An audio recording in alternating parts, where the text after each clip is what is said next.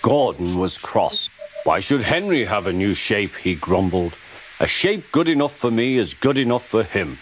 He goes gallivanting off to Crewe, leaving us to do his work, and comes back saying how happy he feels. It's disgraceful. And there's another thing. Henry whistles too much. No respectable engine ever whistles loudly at stations. It isn't wrong, but we just don't do it.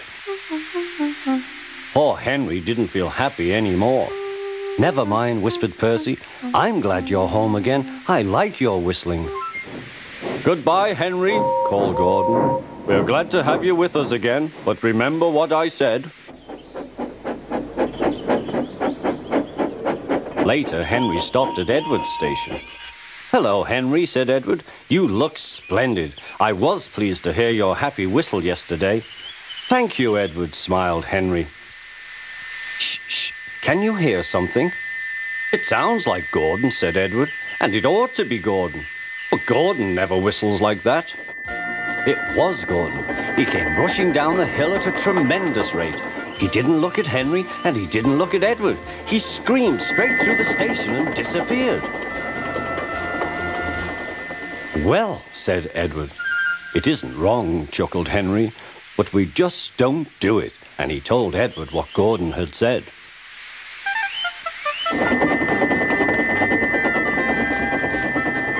Meanwhile, Gordon screeched along the line. The noise was awful.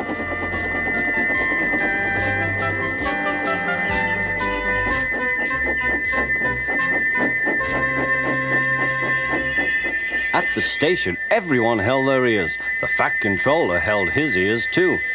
Take him away, he bellowed, and stop that noise!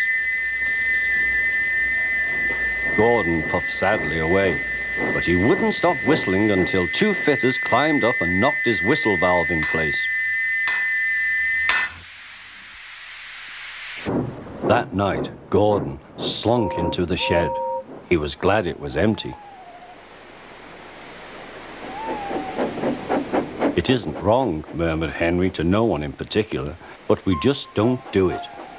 No one mentioned whistles. Next morning, Henry was enjoying himself enormously. I feel so well, he sang. Trickety-trot, hummed his coaches. Then he saw some boys on a bridge. Peep, peep, hello, he whistled. Oh, he called. The boys didn't wave and take his number. They thought it fun to drop stones on him instead. They've broken our glass, sobbed the coaches. The passengers weren't hurt, but they were cross. Call the police. No, said the driver, leave it to Henry and me. What will you do, they asked. Can you keep a secret? Yes. Well then, said the driver, Henry is going to sneeze at those boys.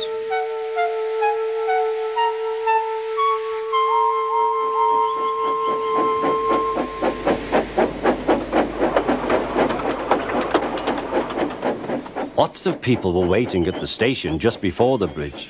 They wanted to see what would happen.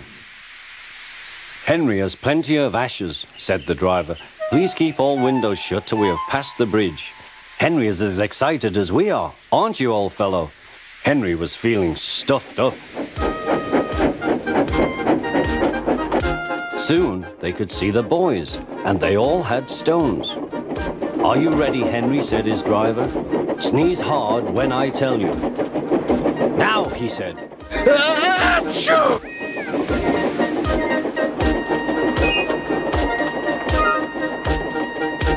Well done, Henry, laughed his driver. Henry went home very pleased with himself. He had taught Gordon and silly boys a lesson with a whistle and a sneeze.